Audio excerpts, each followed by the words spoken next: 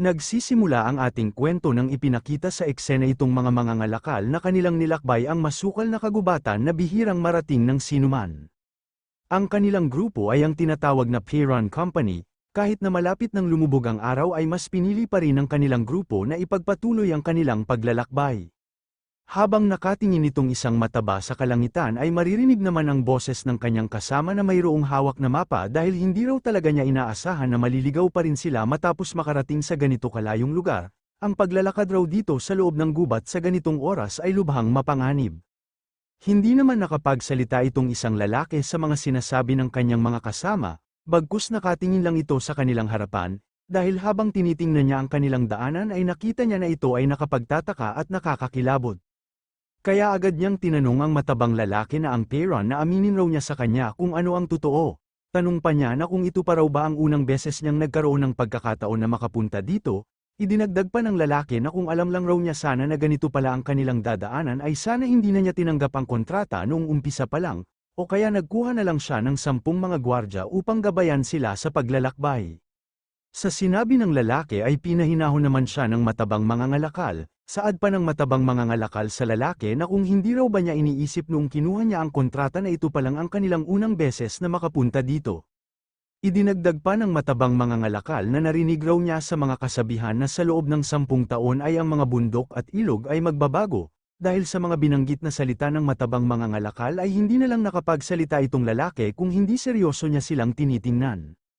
Habang pinapakiramdaman ng lalaki ang bato sa kanilang harapan ay tinawag naman ang kanyang pangalan na si Baxter ng kanyang kasama sa likod.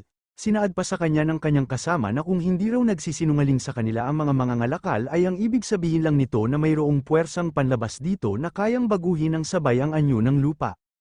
Ngunit bigla na lang napamura itong si Baxter dahil mayroon siyang kakaibang nakita sa kanilang harapan.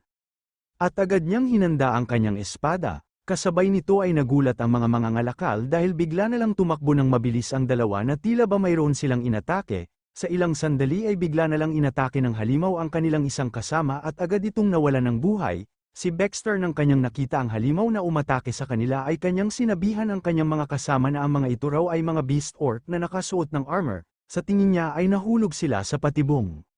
Sabay inutusan ni Baxter ang lahat ng mga mangangalakal na huwag silang maghiwa-hiwalay. Dapat maggrupo-grupo silang lahat, kung sila raw ay mahiwalay sa kanila ay tiyak na kakainin sila nitong mga halimaw. Makikita itong apat na pinapangunahan ni Baxter na kanila nang hinanda ang kanilang mga sarili upang labanan ang mga orc na aatake na sa kanila, habang kanilang tinitingnan ang madilim na bahagi sa kanilang harapan at makikita lang ang mga nanlilisik na mga mata ng halimaw, at napapatanong na lang sila na kung magkano raw ba ang bilang nitong mga halimaw, sa tingin nila ang mga ito ay hindi nila mabilang. Nakaramdam naman ng takot si Baxter nang kanyang naramdaman na papasugod na sa kanila ang mga halimaw. Makikita ang mga ito na mabilis na tumakbo papunta sa kanilang kinatatayuan. Hindi lang isang halimaw ang mabilis na tumakbo kung hindi marami pang mga halimaw ang umatake sa kanila at ang lahat ng mga ito ay nakasuot ng armor. Ang grupo ni Baxter nang kanilang nakita ang mga halimaw na mabilis na tumakbo ay kanila nang hinahanda ang kanilang mga sarili. Pinayo pa sa kanila ni Baxter na dapat mag-ingat silang lahat nitong kanilang kaharap. Sa ilang sandali ay makikita na nga na nagsimula ng maglaban ang grupo ni Baxter at ang grupo ng mga beast orc na mayroong suot na mga armor. Kahit masyadong nahihirapan ang grupo ni Baxter ay pinipilit pa rin nila na kanilang matalo ang bawat halimaw na kanilang makakaharap. Itong isa nilang kasama ay matagumpay naman niyang nadepensahan ang atake ng isang beast orc ngunit sa kanyang likod ay mayroon pang orc ang papasugod sa kanya. At sa kabutihan na palad ay matagumpay naman na napatay ni Baxter ang isang beast orc na aatake sana sa kanyang kasama, samantalang itong isa na mayroong suot na helmet ay kanyang pinagsisipa ang beast orc na kanyang napatay dahil sa sobrang galit. Pero sa hindi niya inaasahan dahil bigla na lang tinamaan ang kanyang ulo ng atake ng isang beast orc at ito ay nagdulot upang magkaroon siya ng sugat sa kanyang mukha. Sa pangyayari na iyon ay agad na tumilapon ang kanyang suot na helmet sa lupa. Dahil sa sugat na kanyang natamo ay agad siyang napaluhod sa lupa habang namimilipit sa sakit dahil sa kanyang tinamo na malaking sugat sa kanyang mukha. Ang mga mangangalakal na pinapanood ang nagaganap na laban ng grupo ni Baxter at ang mga beast orc na mayroong suot na armor ay hindi na nila alam kung ano ang dapat nilang gawin dahil kahit saan sila tumingin ay mayroong mga orc sa kanilang paligid. Dahil sa sobrang inis nitong lalaki na mayroong pulang buhok dahil nasugatan ang kanyang mukha ay kanyang pinapatahimik ang mga mangangalakal na sobrang ingay, kung hindi raw dahil sa kanila ay hindi sana siya magkakaganito, subukan lang raw nilang muling lumikha ng ingay ay tiyak na kanya silang pagpirapirasuhin. Sa ibinigay na babala ng lalaki na mayroong pulang buhok ay labis na natakot ang mga mangangalakal na wala na lang ibang nagawa kung hindi sumang-ayon sa sinabi ng lalaki na mayroong pulang buhok. At nang nakatayo na ang lalaki na mayroong pulang buhok ay natuon sa kanya ang pansin ni Baxter at ang iba niyang mga kasama dahil walang tigil niyang pinagmumura ang mga mangangalakal, matapos raw nito ay sisingilin niya sila ng mabait na presyo kaya pilitin nilang mabuhay upang makapagbayad sa kanya. Samantalang itong si Baxter ay nagsaad sa kanila na sa pangyayari raw na ito ngayon ay maging ang mga nagtatago ay natatakot na. Pero ang labis niyang ikinababahala dahil ang bitag ng mga halimaw ay walang humpay. Kaya huwag nilang hayaan na ibaba ang kanilang mga depensa. Itong matabang mangangalakal ng kanyang nakita ang isang kakaibang nilalang sa likod nila Baxter ay agad niyang pinaalam sa kanila na tingnan raw nila ang nasa kanilang likod. Nang paglingon nila sa kanilang likod ay halos hindi sila makagalaw sa kanilang kinatatayuan dahil nakita nila na bigla na lang lumitaw dito ang isang dambuhalang halimaw, kaya napapatanong na lang sila na kung ang nilalang raw ba na ito ay isang troll. Sabay sumigaw ng napakalakas ang troll at kitang-kita sa bibig nito na tumutulo ang kanyang maraming laway na para bang gusto na niyang kainin ang mga tao na kanyang mga nakikita. Ang grupo ni Baxter na ang mersenaryo na hindi maalis ang kanilang tingin sa troll ay natanong nila sa kanilang sarili na paano raw ba nagkaroon ng troll dito. Ngunit bigla na lang kinuha ng troll ang malaking bato na kanyang nakita. Kasabay nito ay kanya itong inangat upang kanyang itapon sa mga mersenaryo na grupo ni Baxter habang nanlilisik ang kanyang mga mata. Nang itinapon na ng troll ang malaking bato ay sinubukan naman itong isang lalaki na mayroong hawak na shield na kanyang harangan ang malaking bato na papalapit na sa kanila. Dahil sa lakas ng impact ng itinapon na malaking bato ng troll ay makikita sa buong paligid na ito ay nagkaroon ng malaking pagsabog at maririnig din ang boses ng mersenaryo na ito ay sumisigaw dahil nagtamo siya ng malaking pinsala. Makikita naman itong matabang mangangalakal maging ang kanyang mga kasama na sobrang natatakot sa kanilang mga nasaksihan, at nasabi din nila na kung ano raw ba itong kanilang ginagawa, kung silang lahat dito ay magsama-sama ay tiyak mauubos lang sila ng troll. Kaya wala na lang ibang nagawa itong matabang mangangalakal maging ang kanyang mga kasama kung hindi umiiyak, dahil mamamatay na raw sila dito. Kahit 10 mersenaryo o 100 na mersenaryo pa raw ang kanilang kasama ay wala pa rin silang magagawa laban nitong dambuhalang troll. Itong si Baxter ay lumabas ang maraming pawis sa kanyang mukha dahil ang tangi na lang nilang magawa para makaligtas dito ay labanan ng harapan nitong troll na biglaan na lumitaw, at napapatanong din siya na kung bakit itong troll ay sumama sa ibang mga hukbo ng mga halimaw, ano raw ba ang totoong dahilan. Pero ang labis niyang pinagtataka bakit itong troll ay parang mayroong isang bagay na hinahanap, kahit saan-saan na lang siya tumingin sa kanyang paligid. Nasabi din ni Baxter sa kanyang sarili na sa nakita raw niya sa nilalang na ito ay para itong sinanay ng isang mas malakas na specimen, ito raw ba ay sinanay upang gawing sandatang pandigma? Gumawa raw ba sila ng ganitong maramihan na mga sandatang troll sa ganitong gubat? Marahil raw ba pinalabas lang itong isang troll para kanilang gawin bitag sa mga nanghimasok? Pero kahit nasa harapan na nila ang malaking troll ay makikita ang ibang mga mersenaryo na tinulungan ang kanyang ibang kasama, samantalang itong mersenaryo na mayroong pulang buhok ay kanyang pinagmumura ang mga mangangalakal, na kanyang sinabihan na huwag raw silang mamatay hanggang sila ay makapagbayad, habang itong si Baxter ay kanyang iniisip na kung wala na raw ba silang ibang paraan para makaalis dito sa kagubatan nang wala nang namamatay. Sabay inutusan ni Baxter ang mersenaryo na mayroong pulang buhok na tipunin raw nila ulit ang mga mangangalakal at protektahan silang lahat, at ang ibang mga halimaw naman ay kapag mayroong ihagis muli ang troll ay ilayo nila ito sa mga mangangalakal. Sa ibinigay na utos ni Baxter ay sinigawan siya ng mersenaryo na mayroong pulang buhok na kung nababaliw na raw ba siya, ang ibig raw ba niyang sabihin na gusto niyang mamatay silang lahat, kung hahayaan na lang nila itong mga walang hiya na mga mangangalakal ay makakatakas pa sila dito. Kaya isipin raw ni Baxter kung ano ang magandang paraan na kanilang dapat na gawin. Sabi naman sa kanya ni Baxter na kilala naman raw niya ang kanyang totoong ugali kapag ganito ang sitwasyon. Nagulat naman ng mersenaryo na mayroong pulang buhok dahil alam na niya kung ano ang ibig sabihin sa kanya ni Baxter. Paliwanag pa sa kanya ni Baxter na tama raw ang kanyang hinala na kanyang binabalak na puntiryahin ang troll para kanya itong magambala, habang siya naman ay agad niyang atakihin ang mga paa ng troll, Ang ganito raw na paraan ay madalas na nilang ginagawa sa huling digmaan na kanilang nakaharap. Makikita naman itong troll na nanlilisik lang ang kanyang mga mata habang tinitingnan ang mga tao at mga nilalang sa kanyang buong paligid. Wala nang ang sinayang na oras itong si Baxter dahil agad na siyang kumilos para kanyang magambala itong troll na kanilang nakaharap. Sinabi pa sa kanya ng mersenaryo na mayroong pulang buhok na mas piliin pa raw niyang mamatay kumpara sa gawin nilang muli ang huli nilang ginawa sa digmaan.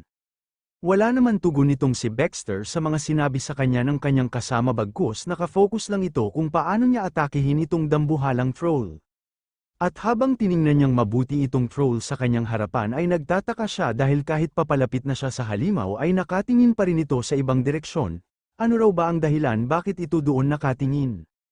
Nang tiningnan niya ang mga mata ng troll ay dito nakita niya na mayroon itong nakitang nilalang sa kanilang paligid at halatang nakaramdam ito ng takot. Nang pagtingin ni Baxter sa kanilang unahan ay dito nakita niya ang isang nilalang na tumalo ng sobrang taas. Makikita sa kilos nito na kanya nang hinanda ang kanyang isang kamao habang nanlilisik ang kanyang mga mata. Kasabay nito ay bigla na lang bumagsak ang dambuhalang troll sa lupa at ito ay nagdulot para magkaroon ng pagsabog. Ang mga grupo na mersenaryo ni Baxter ay napatakip na lang sila sa kanilang mga mata sa biglaan na pangyayari, at nang iminulat na niya ang kanyang mata ay natanong niya na kung ano raw ba ang mga nangyari. Dito ay nakita niya ang troll na bumagsak na sa lupa at ito ay wala ng buhay dulot ng atake ng nilalang na biglaan na lang lumitaw. Samantalang itong mersenaryo na mayroong pulang buhok ay tinanong niya si Baxter na kung ano raw ba ang kanyang ginawa para bumagsak ng ganito ang troll. Ngunit makikita lang itong nilalang na pumatay sa troll na nakatayo lang sa harapan ng walang buhay na katawan ng troll, at makikita ito na mayroong mataas na buhok na halos lumipad na sa hangin. Nang malinaw nang nakita nila Baxter ang mukha ng nilalang na pumatay sa troll ay agad nila itong nakilala, at nakaramdam sila ng matinding takot dahil nanlilisik ang mga mata nito habang nakaharap sa kanila. Sabay tumingin ng halimaw sa direksyon kung nasaan nakatayo si Baxter at ang kanyang kasama. Hindi lang doon dahil nagkaroon ng katahimikan ang buong lugar nang nagsimula ng naglakad ang nilalang na mayroong malaking pangangatawan na mukhang ogre at kalahating tao. Lumabas na lang ang pawis sa mukha nitong dalawa na nakaramdam ng takot dahil ang nilalang na biglaan na lumitaw ay papunta sa kanilang kinaroroonan, at hindi na nila alam kung ano ang dapat nilang gawin, samantalang makikita lang itong ogre na mukhang tao na nanlilisik lang ang kanyang mga mata na kanyang tinitingnan ang dalawang tao na kanyang nakita. Kahit papalapit na ang kalahating ogre sa mga mersenaryo ay makikita pa rin itong sila Baxter na hindi pa rin gumalaw sa kanilang kinatatayuan. At nang nakita ng kalahating ogre ang bangkay ng isang halimaw ay agad niya itong kinuha. Kasabay nito ay seryoso niyang kinuha ang suot nitong armor sa ulo nang hindi man lang nagsasalita. Matapos niyang kunin ang armor sa halimaw ay kanya itong inamoy na tila ba mayroong halong pagnanasa sa armor na kanyang nakuha. Samantalang itong mersenaryo na may pulang buhok ay kanyang tinanong si Baxter na kung ano na raw bang uring nilalang itong kanilang kaharap. Sagot naman sa kanya ni Baxter na ang tao raw kagaya niya na namuhay lang sa lungsod ay malamang sa buong buhay niya ay wala pa siyang nakitang ganitong nilalang. Pero makikita lang itong kalahating ogre na nagtataka kung ano ba ang kinikilos nitong dalawang mersenaryo na nasa kanyang harapan at hindi niya alam kung ano ang dapat niyang sabihin, bagkus nanlilisik lang ang kanyang mga mata na nakatingin sa dalawa. Dito ay ipinaliwanag ni Baxter sa kanyang kasama kung ano itong gubat na kanilang ginagalawan, dahil sa kagubatan na ito ay kahit papaano ay kilala ito na mayroong pinakamabangis na halimaw sa lahat. Sabi din ng iba na kapag makasalubong nila ang ganitong uri na halimaw ay hindi na sila makakabalik ng buhay doon sa lungsod. Ang nilalang na ito ay kilala sa tawag na isang ogre. At nang tuluyan ang nakalapit sa kanila ang kalahating ogre ay hindi na lang nakapagsalita itong dalawa, na halos nakayuko na lang ang dalawa sa kanilang kaharap, samantalang itong kalahating ogre ay nakatingin lang sa dalawang mersenaryo na nasa kanyang harapan. Wala na lang ibang nagawa itong si Baxter kung hindi hinawakan niya ng mahigpit ang kanyang espada, kanyang hinahanda ang kanyang sarili kapag bigla na lang umatake sa kanila itong ogre. Nasabi din niya sa kanyang sarili habang tinitingnan ang duguan na isang kamay ng ogre na kahit kalahati lang raw ang bilang nitong ganitong halimaw ay hindi niya maitatanggi na sobrang lakas ng mga ito. Taglay ng mga halimaw na ito ang bilis at ang napakalakas na puwersang wala ng ibang halimaw ang makakapantay, at bukod pa roon mayroon din silang tusong katalinuhan sa paghunting at matinding kasipagan o tibay ng loob. Hindi raw talaga niya inaakala na makakatagpo nila ang ganitong ogre dito sa kagubatan. Ang patungkol sa halimaw na ito ay narinig lang din niya sa mga kwento. Itong mga mangangalakal ay labis na nagtataka kung bakit parang mga bato na ang mga mersenaryo. Sino raw ba ang kanilang kaharap, bakit sila nagkaganito? Iniisip naman nitong si Baxter habang nanggagalaiti na sa sobrang inis na kung ano na raw ba ang dapat niyang gawin ngayon. Kung tatakbo na lang ba siya at kanyang iwanan itong kanyang mga kasama, ngunit kung tatakbo raw siya ngayon ay magiging pagkain pa rin siya nitong ogre.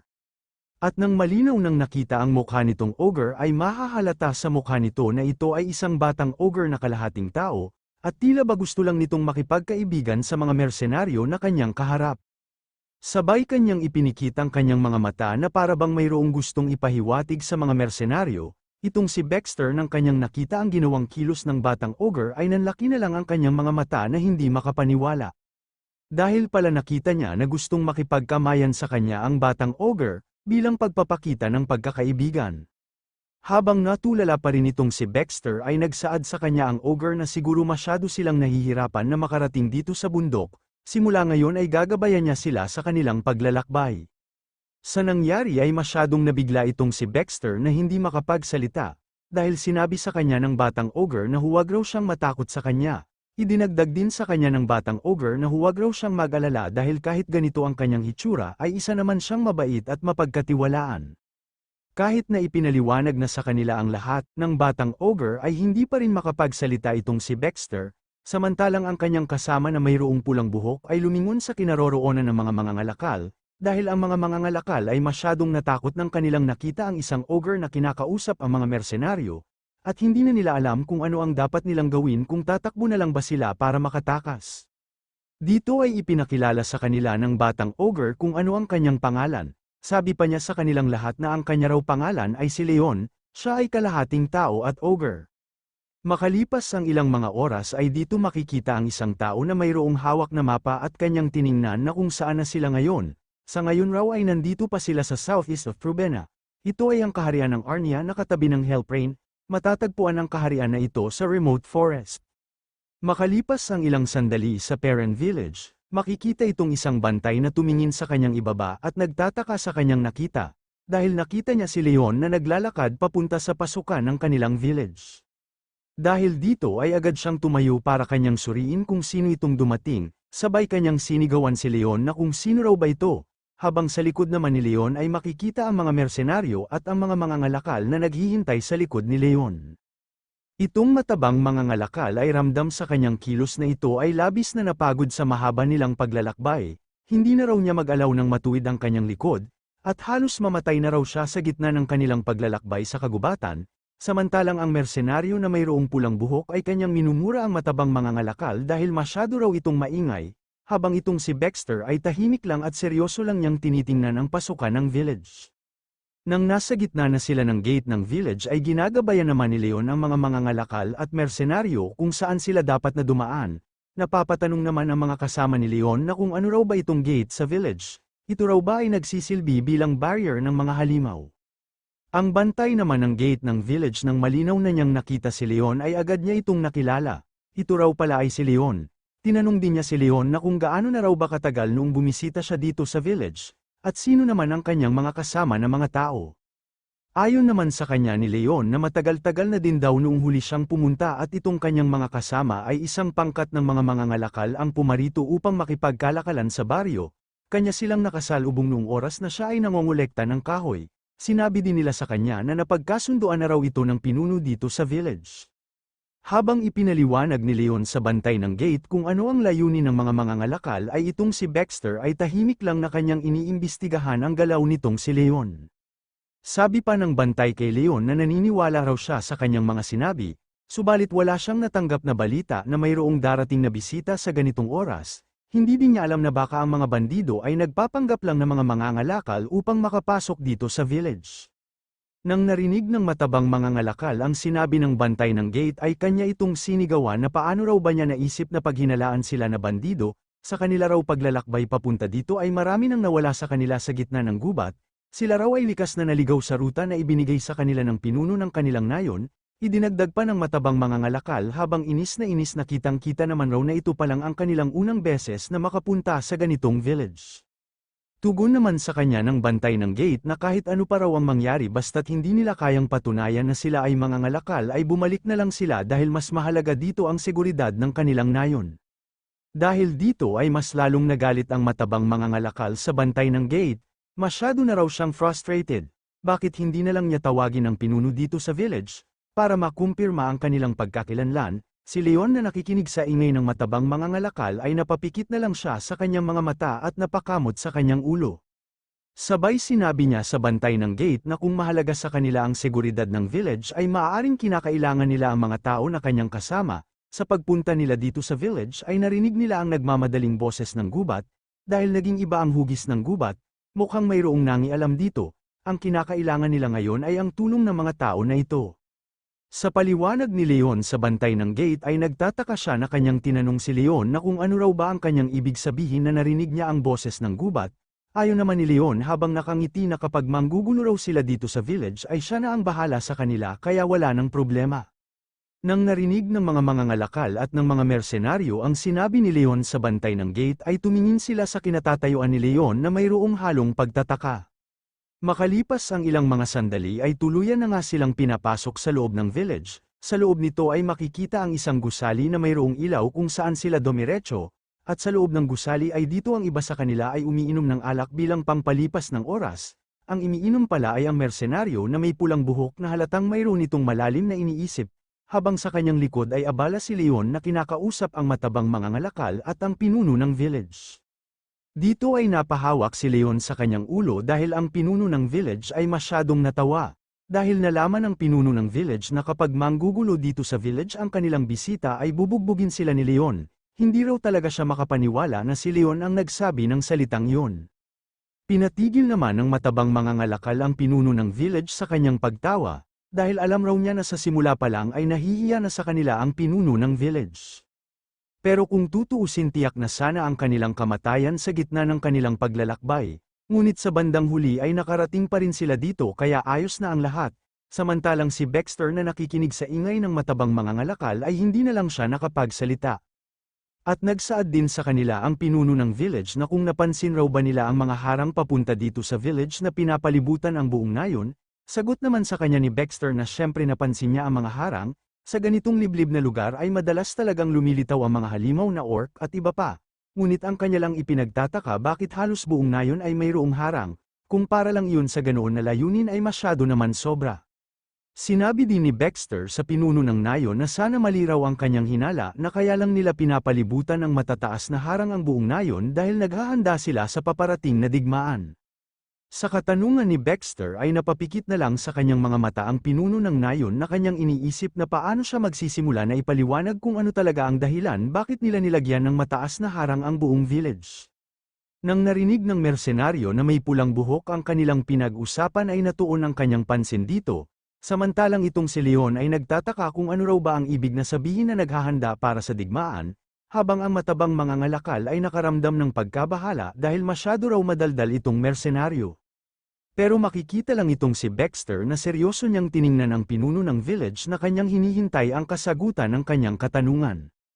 Itong pinuno ng nayon na nakatingin sa mga mata ni Baxter ay nagdadalawang isip kung kanya bang ipapaliwanag sa kanila kung ano talaga ang dahilan ng lahat ng mga ito.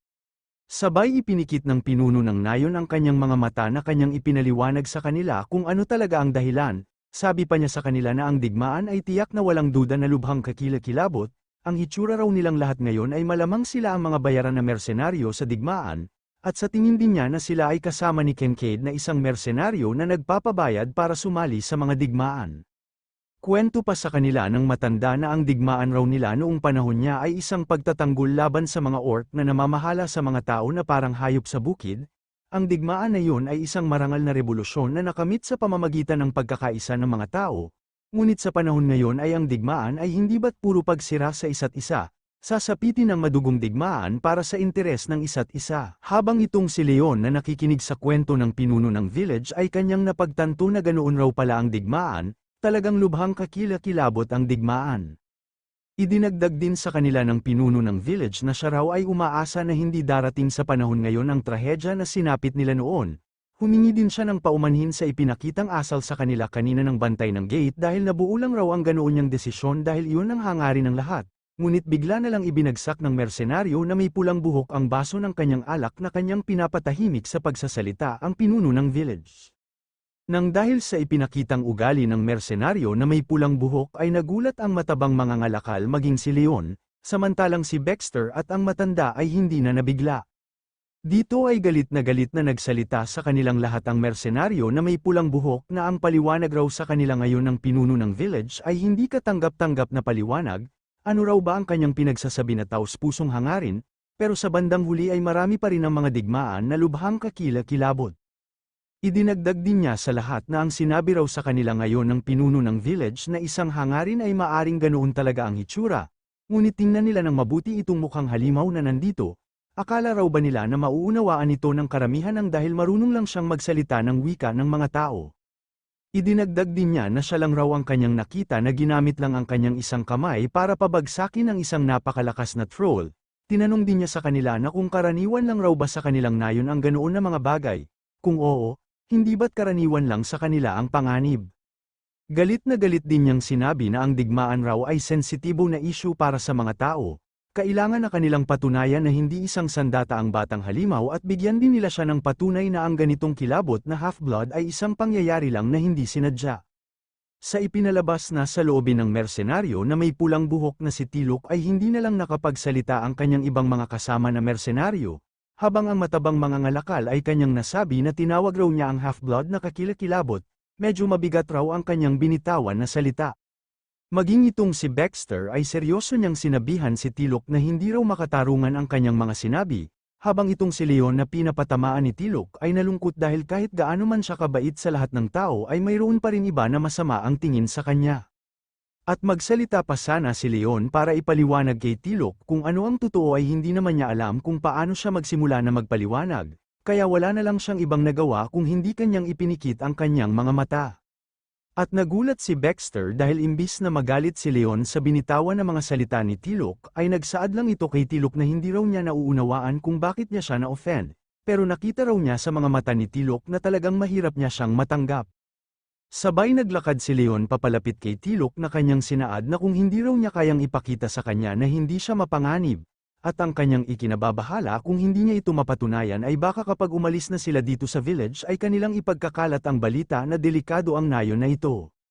Pero mayroon raw siyang isang paraan para patunayan sa kanya na hindi siya masama, paano na lang kaya na sumama siya sa kanya para kanyang makita ang kanyang ina. Makalipas ang ilang sandali ay dito ipinakita ang liwanag ng buwan, makikita din dito ang isang maliit na bahay sa itaas ng bundok at sa harapan nito ay may isang burol, at sa loob ng bahay ay nakasindi ang isang kandila at ang isang babae ay tahimik niyang inaayos ang lamesa para sa pag-uwi ng kanyang nag-iisang anak. Habang abala siya sa paghanda ng makakain ng kanyang anak ay nagtataka siya dahil mayroon siyang mga naririnig na papunta sa kanyang tahanan, ang naririnig pala ng ina ni Leon ay itong si Leon at ang kanyang mga kasama na mersenaryo. Sinabi pa ni Leon sa kanya na kanya raw na amoy sa kanilang bahay ang mabango na amoy ng tinapay, at isa pa ang dinadaanan raw nila ngayon ay walang halimaw ang naaakit dito.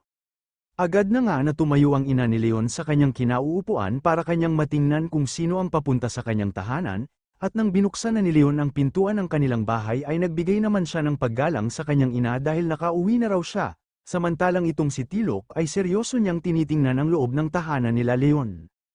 At nang tiningnan niya ng mabuti ang loob ay dito nagulat siya sa kanyang nakita na napapatanong sa kanyang sarili na kung totoo raw ba itong kanyang nakita, dahil nakita niya ang magandang babae na ina ni Leon na malayong malayo sa hitsura ng kanyang anak, sinaad pa ng ina ni Leon sa kanyang anak na maligayang pagbabalik raw ng kanyang minamahal na anak sa kanilang tahanan.